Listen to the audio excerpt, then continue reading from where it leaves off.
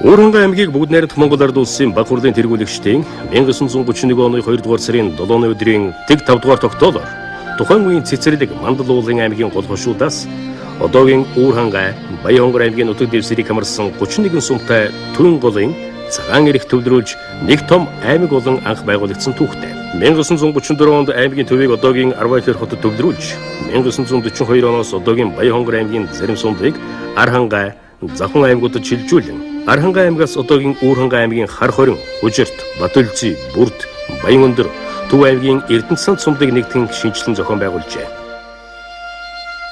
Үүрхангай аймгийн ард түмэн анх байгуулагдсан цагаас ардын төрөө дэмжин хүрээлж аймаг сумаа байгуулан бэхжүүлж хөгжүүлэхэд сэтгэл зоригоо нэгтгэн зүтгэсний үр дүнд орон нутгийн захиргаад болон богино хугацаанд цэгцрэн сургууль, хүн мал, эмнэлэг, хоршоо худалдаа, артел хоршоолууд анхлан байгуулагдаж төрийн бодлого шийдвэрийг амжилттай хэрэгжүүлсэн юм а. Аймгийн засаг захиргаа нутаг дэвсгэрийн хинэгжийн хувьд 19 сум, 106 багтай, 32 мянга гаруй өрх, 112 мянга гаруй хүн амтай. Аймгийн төв Арвайхэр хотод 7 мянга гаруй айл өрх, 27 мянган хүн оршин суудаг юм. Өдгөө зах зээлийн нөхцөлд хөдөө аж ахуй, газар тариалан, жижиг дунд үйлдвэрлэл, аялал жуулчлалын салбаруудыг хөгжүүлж, орон нутгийн хөгжил дэвшилт хувийн хвшлийн оролцоо дээний хувийг эзэлж, бүтээн байгуулалт, бизнесийн цар хүрээ өдрөөс өдөрт өргөжин тэлж байна. Босгүй сайхан байгаль, өн мөнх дурсагдах уламжлалт ёс заншлаас сэргээн хайрлан хамгаалж, хойч үедээ өвлүүлэн үлдээх, айл хотол ахан дүүсээрээ ажлын байр бий болгож, амьдрал ахуйгаа дивжээж их бүтээн байгуулалтын ажилд Үүрхангайчууд чамдан ажиллаж байна.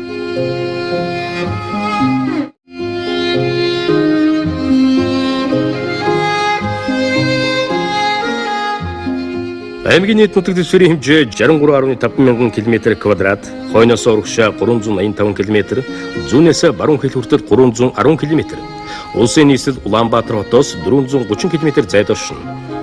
Нутгийн хойд хэсэгт Хангай нурууны, өмнө хэсгээр нь Алтай нурууны салбар уустай.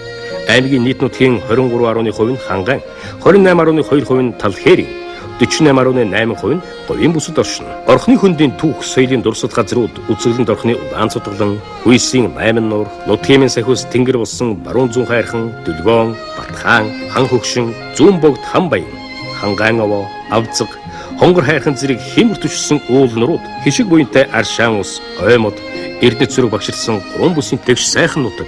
Эртний түүхт Хар хором, Монголын төвцөг өндөргийн зан озрыг хаан ширээнд залж дайхийг үргээсэн ширээ цагаан нуур, номын бясалгалт газар төвхөн хий зэрэг нутгийн гоо үзэсгэлэнт байгаад олонтой билээ. Аймгийн төвөөс баруун тийш орших Баян толгойд байгуулсан Монгол түмний морин их шүтэн цогцол бороор мөн бахархан шүтдэг юм а.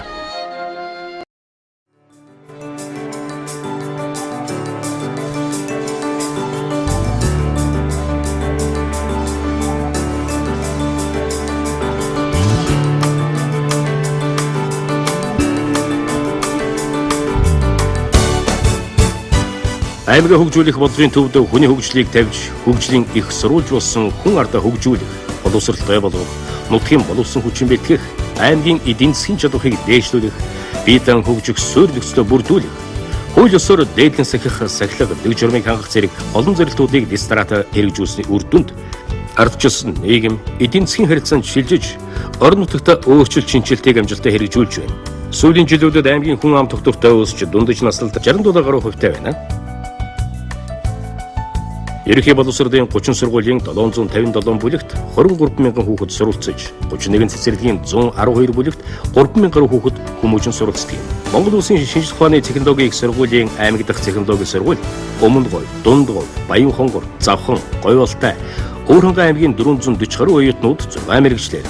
Тус сургуулийн дэргэдэх мэргэжил сургалт үйлдвэрийн төвд 16 мэргэжлэр 1400 сурагчид суралцсан. Аймгийн хэмжээнд бүсийн онцлогоо эмчилгээний төв 1, сум дундын эмнэлэг 1, хөдөөгийн нэгдсэн эмнэлэг 1, сумын эмнэлэг 16, өрхийн эмнэлэг 6, хувийн хвшлийн ортой эмнэлэг 4 тус үйл ажиллагаагаа явуулж байна. Аймгийн бүсийн онцлогоо эмчилгээний төвөнд 6 аймаг 76 сумын хүн амд үйлчилж байна. Дээрх салбаруудад олон улсын байгууллагын төсөл хөтөлбөрүүд үе шатаагаар амжилттай хэрэгжин, ажиллагчдын мэдлэг ур чадварыг сайжруулах, материалын баазыг бэхжүүлэх, барилга байгууламж шинээр барих, засварлах, байгууллагын чадварыг нэмэгдүүлэх зэрэг иргэдийн хэрэгцээнд нийцсэн олон ажлууд хийгдэж байна.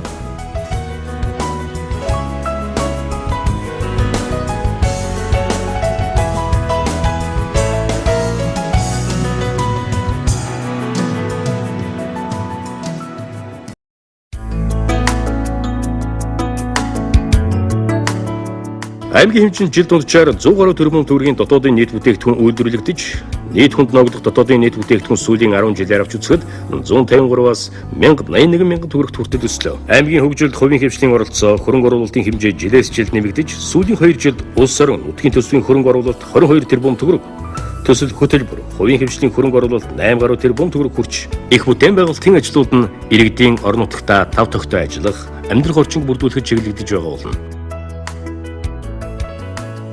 Энэхүү аймгийн эрхэм зорилго алсын хараа зэрэг аймгийн урт хугацааны хүрэх үр дүнгийн илэрхийлэлүүд амжилттай хэрэгжиж байгаа болно.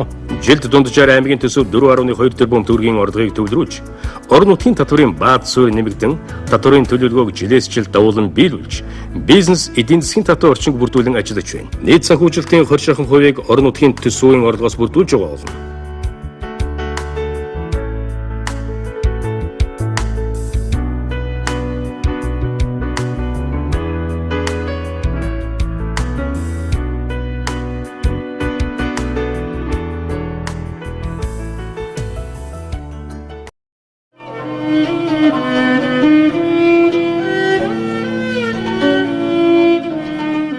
Уурхай аймаг нь хүнс хөдөө аж ахуй, түүний дотор мал аж ахуй зохицсон аймаг үлээ. Улстай олон малтай аймгийн хувьд улсын мал, мах, ноос, ноолуур, түүхийд бэлтгэл, цэцгийн тус, гэрийн мод тавилгын үйлдвэрлэлээр тэргүүлдэг. Дүүх 80 жилийн хугацаанд хүнс хөдөө аж ахуйн салбараас олон зуун авраг малчид хөдөлмөрийн баатар гавьяатнууд төрөн гарсан юм. 2010 оны жилийн эцэст 212 мянган толгой мал тоолуулж, өөрийн дотоодын хэрэгцээд махаа бүрэн хангаж, зах зээлд жил дунджаар 8-аас 11 мянган тонн мах нийлүүлдэг. Усадгаатай газар тариадан сэргэн хөгжүүлэх зорилт тавин ажилласнаар 2010 онд 1054 тонн үр тариа, 2657.4 тонн төмс, 1540 тонн хүнсийн ногоо хураан авч, орон нутгийн хэрэгцээнийхээ 19.1-ээс 47%-ийг хангаж байна. Хөдөө аж ахуйн түүхийд байгалийн нөөцөөлөлт түшгэлсэн хүнсний жижиг дунд үйлдвэрлэлийг хөгжүүлэх, усадгаатай газар тариалан төлхөө эрхлэх замаар газар тариалангийн үйлдвэрлэлийг дэмжиж байна.